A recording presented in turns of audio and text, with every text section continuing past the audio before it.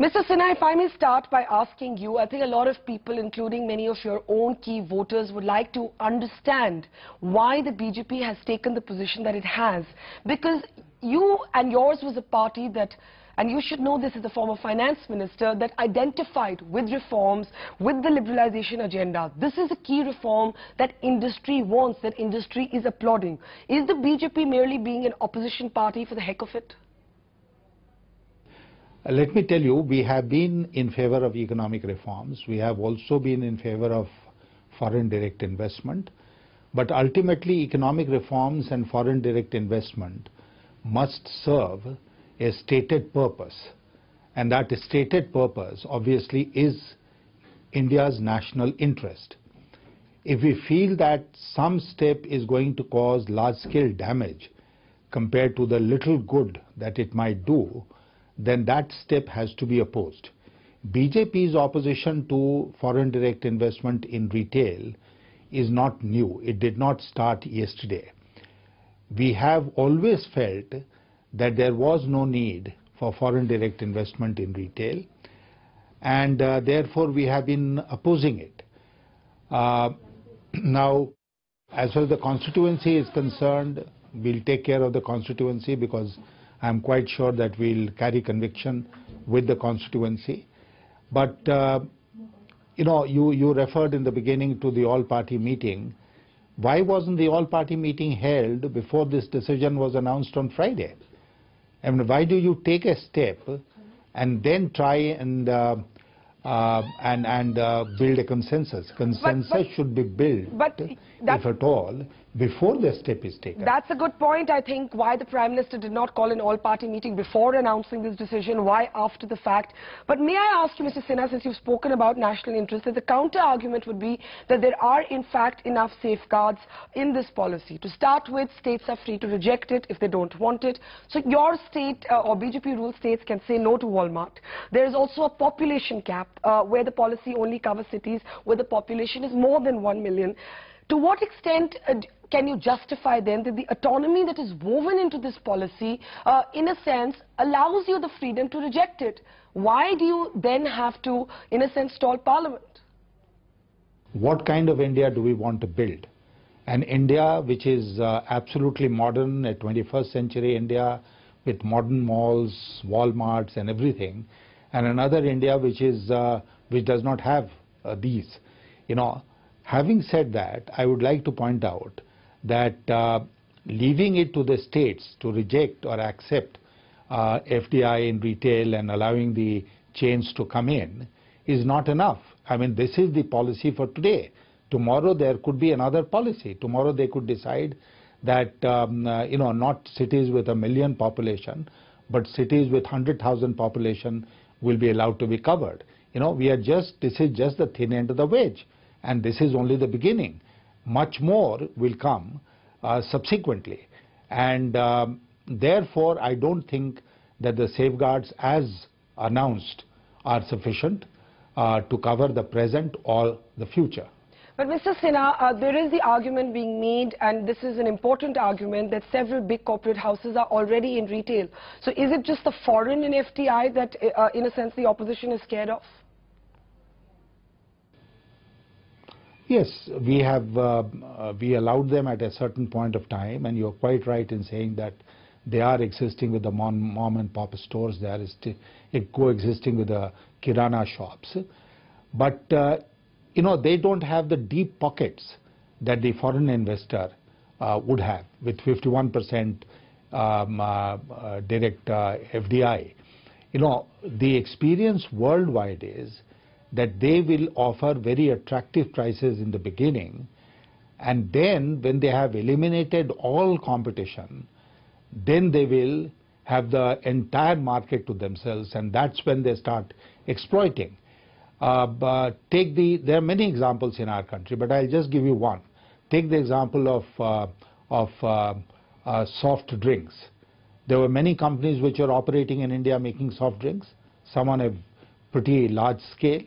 They are all gone. They have all merged with the foreign multinationals, and you don't find them in the market.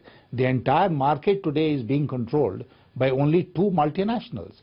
So the same thing is going to happen in retail also. With time, they will be able to absorb all the other smaller players, including the corporate houses that have come into retail today. They'll sell and go out. And the entire supply chain, the entire retail chain will then be controlled by foreigners. I mean, apart from the security concerns, Mr. Chidambaram is raising security concerns with regard to the unique identification number. What is going to happen when these people roam the length and breadth of India in procurement, in marketing, and national security is at their mercy? But Mr. Sinha, I mean, the soft drink example is an interesting example because surely as a party that has identified itself with the liberalization agenda, you don't want to go back to an India where George Fernandes said Coke would never be allowed into the country. And I do take your point that Coke and Pepsi have probably dislodged Campa Cola and Thumbs Up to a large extent. But then once you embrace capitalism, isn't there a certain amount of Darwinism and survival of the fittest to the model? Yeah, ultimately, Barkha, ultimately you have to ask yourself this very fundamental question of what kind of India do we want in future? What is the kind of economy we want in the future? There are already, there are more than one Indias, and certainly there are two Indias. And this one India in the hinterland of India does not have anything to do with the India that you and I know here in Delhi. And we tend to judge everything from the standards of the metros.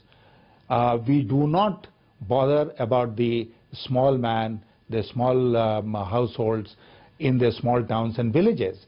Now, this is the whole point, that what is it that we are doing which is going to be a benefit to that man who is living in some faraway village in India? Is he going to benefit by this step? Okay. There are so many things one could do to improve his conditions of living.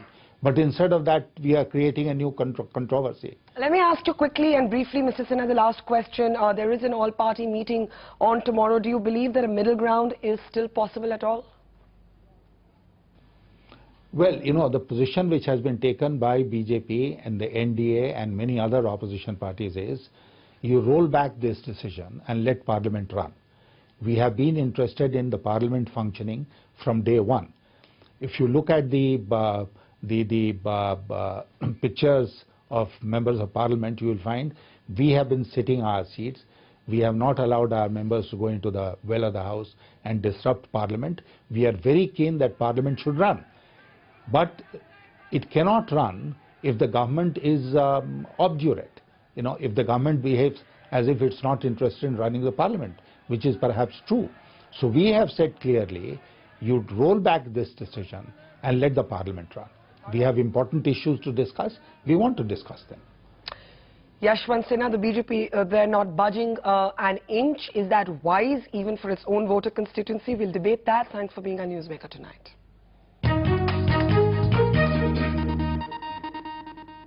Let's get straight to our debate now. Are we being too paranoid about FDI in the retail sector? After all, Indian corporates already exist in the retail sector. Let's introduce our panel this evening. Joining us from Lucknow tonight, member of the BJD, Naveen Patnaik has of course criticized the move, is Pinaki Mishra. Joining us from Delhi, Kanchan Gupta, associate editor with The Pioneer. With us in the Delhi studio, Suhail Seth, who's of course commentator and CEO of Councilage, and Prasenjit Bose, who's with the CPM. If I may start with you, Kanchan, the BJP, do you think that the BJP has made a key mistake in a sense by embracing this particular issue and opposing it? Because as I was trying to ask Yashwant Sinha again and again, this was a party that had identified itself with a certain kind of right-of-center economics. And for the BJP to abandon that could be for the BJP to lose its core constituency, which has often been described as the middle class.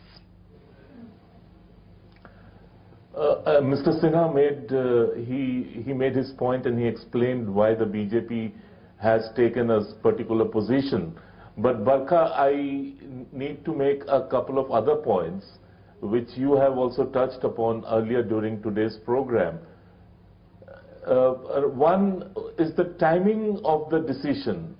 The government waited all these months and years without making even a single move on the reforms front. But suddenly, out of the blue, it comes and announces its decision to open up multi-brand retail to the foreign investor. There has to be a logic to this decision. What compelled the government to do it in the manner it has done it? And that reason needs to be explained. Leaving aside the timing, but Kanchan, leaving aside the timing, do you believe that FDI per se in the retail sector is something we need to be scared of? Look, Barkha, at a deeply personal level, I think that FDI per se is not bad. And I think today's India really should not be scared of foreign investors or foreign investment. And I also believe that the mere fact that foreign direct investment is being allowed in multi-brand retail is going to wipe out retail across the country or lead to total disaster. But, you know, economics cannot be entirely divorced from politics. Yeah. And this is not 1991 when we had to reform or perish. That's interesting. In 2011, there has to be more logic to what we are doing. So you're saying, you're making an interesting point. Compelling reason. You're making an interesting point that personally, at the level of just sheer economics, you actually think FDI and retail is not something to be scared of, but the way it's being politically mismanaged is something you have a problem with. Sohail, what's the exact problem here, you think? Is it that the opposition and some of the allies have sensed a certain kind of what some people would call populist politics, or is it that the UPA is, in a sense, acting with blinkers on this? I want to first address some of the points that Yashwant Sinha made. History is a great level of hypocrisy. In 2004, in the BJP's manifesto, one of the critical points was we support multi-brand retail. Yeah. So taking forward Kanchan's very logical point that what has changed between then and now, three things have. Number one, food security is becoming a critical issue. Farmers' net realization is also becoming a critical issue, as is the continuing absence of a cold chain which leads to food grains and food produce rotting. We don't even in this country, Barkha, have a mechanism of capturing all the produce either through agro-processing or through delivery mechanisms. Look at what the government has actually said. Forget the politics. See, the tragedy is that we have now come to a stage where we want to politicize everything. And in that process, we are damaging brand India. It's not about the BJP or the Congress. I don't even want to go there. What have they said? Minimum investment, $100 million, of which $50 million must go into the development of logistical chains in villages. Is anyone opposing the farmer in this country, either politically or otherwise? No. The second that they've said is that this will create the formation of a logistical supply chain, which in turn will increase employment.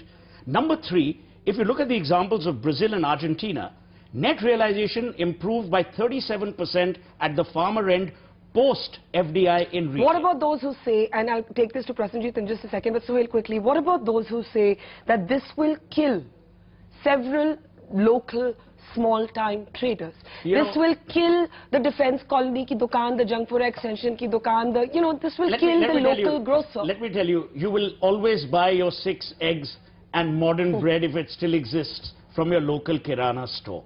The Kirana store has not vanished even after the advent of Indian organized retail, AB. India is not a fragile country either culturally or economically, that everything Indian will suddenly go out of the window. Remember, MTV came into India 100% English. Yeah. They're today 100% Hindi. Yashwant Sinha talks about the colas. He doesn't realize that Thumbs Up today is the largest selling beverage brand in that category. But many other drinks did disappear. So you're saying if the product is good, it will survive? No, Ramesh Chauhan sold out to Coca-Cola because he saw the merits. Today, you've got expansion of a cold chain of delivery mechanisms through Coca-Cola guaranteeing employment in the country. Okay, so let's, see